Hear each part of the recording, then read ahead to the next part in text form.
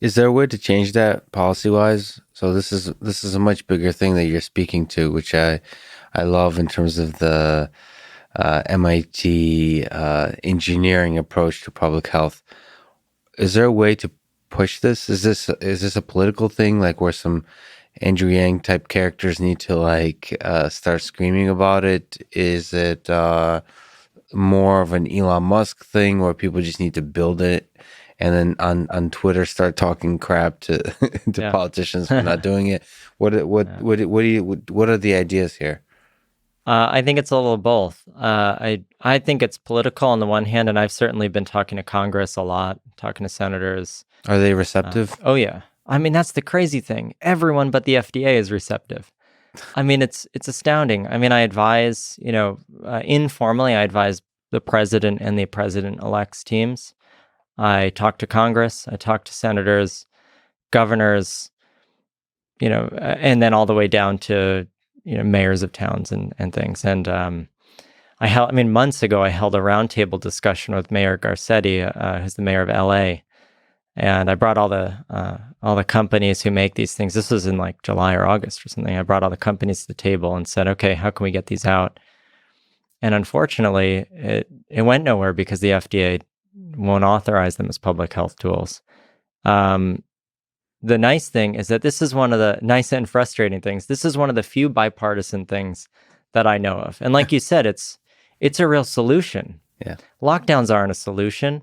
They're a emergency band-aid to a catastrophe that's currently happening. They're not a solution. And they're definitely not a public health solution if we're taking a more holistic view of public health, which includes people's well-being, it includes their psychological well-being, their financial well-being.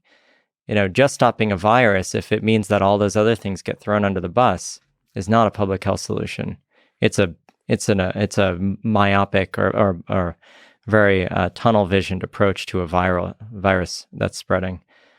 This is a simple solution with essentially no downfall. There is nothing bad about this. It's just giving people a result, and it's bipartisan. The most conservative and the most liberal people, everyone just wants to know their status. Nobody wants to have to wait in line for 4 hours to find out their status on Monday, a week later on Saturday. It just doesn't make any sense. It's a useless test at that point, and everyone recognizes that. So why do you think like the mayor of LA? Why do you think politicians are going for these? From my perspective, like kind of half-ass lockdowns, which is not. So I have seen good evidence that like a complete lockdown can work, but that's in theory. It's just like communism in theory can Mm-hmm. work, Yeah. like theoretically speaking. But it just doesn't. At least in this country, we don't. I think it's just impossible to have complete lockdown, and still politicians are going for these kind of lockdowns that everybody hates. Mm-hmm. That's really really hurting small businesses. Like, why are they going And for big that? businesses. And yeah, all businesses, Yeah. but like basically not just hurting, Yeah. they're Destroying. destroying small businesses, right? Which is going to have potentially. I Very mean, long-lasting consequences. yeah, I've been reading as I don't shut up about the rise and fall of the Third Reich, and there's economic effects that take a decade to, there's going to be long lasting effects that may be destructive to the very fabric of this nation. So Mm-hmm.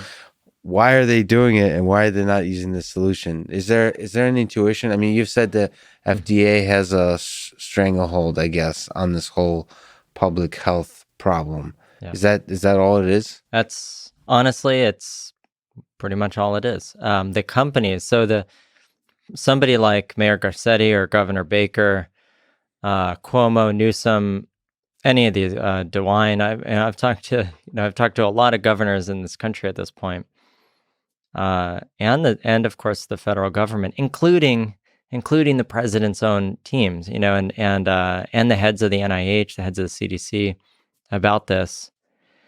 The problem is the tests don't exist in this country at the level that we need them to right now to make that kind of policy, to make that kind of program. They could, but they don't. And so what that means is that when Mayor Garcetti says, okay, what are my actual options today?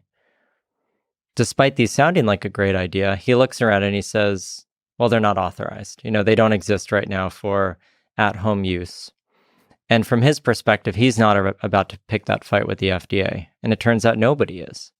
Why are people afraid of it seems like a easy straw man to fight. It's like well, it's not so they don't see it as a fight. They think that the FDA is the end all be all. Everyone thinks the FDA is the end all be all.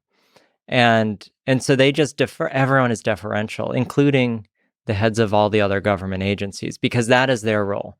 But what everyone is failing to see is that the FDA doesn't even have a mandate or a remit to evaluate these tests as public health tools. So they're just falling in this weird gray zone where the FDA is saying, look, we evaluate medical products. That's the only thing that I meant. Like Tim Stenzel, head of in vitro diagnostics at the FDA, he's doing what his job is, which is to evaluate medical tools.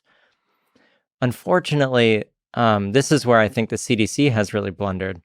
Yeah. They haven't made the right distinction to say, look, okay, the FDA is evaluating these for doctors to use and all that, but we're the CDC and we're the public health agency of this country, and we recognize that these tools require a different authorization pathway and a different use. There's a difference between medical devices and public health.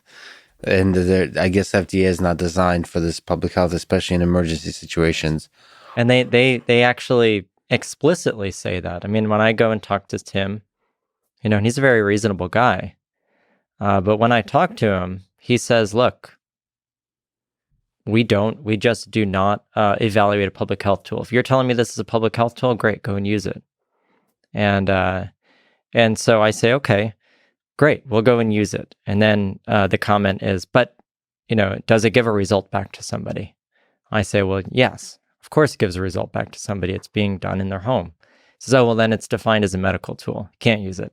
So it's stuck in this gray zone where we unfortunately, there's this weird definition that any tool, any test that gives a result back to an individual is defined by CMS, Centers for Medicaid Services, as a medical device, requiring medical authorization. But then you go and ask, it gets crazier, because then you go and ask Seema Verma, the head of CMS, okay, can these be authorized as public health tools and not fall under your definition of a medical device? So then the FDA doesn't have to be the ones authorizing it as a public health tool. And Seema Verma says, oh, well, we don't have any jurisdiction over point of care and sort of rapid devices like this. We only have jurisdiction over lab devices. So it's like nobody has ownership over it, which means that they stay in this purgatory of not being approved. And so this is where I think, frankly, it needs a president. It needs a presidential order to just unlock them, to say, this is more important than, having a prescription. And in fact, I mean, really what's happening now, because there is this sense that tests are public health tools, even if they're not being defined as such, the FDA now is pretty much, not only are they not authorizing these as public health tools, what they're doing by authorizing what are effectively public health tools as medical devices, they're just diluting down the practice of medicine. Right. I mean, his answer right now, unfortunately, is, well, I don't know why you want these to be sort of available to everyone without a prescription. We've already said that a doctor can write a whole prescription for a whole college campus. It's like, well, if you're going in that direction, then that's no longer medicine. Having a doctor write a prescription for a college campus, for everyone on the campus to have repeat testing, now we're just in the territory of eroding medicine and eroding all of the legal rules and reasons that we have prescriptions in the first place.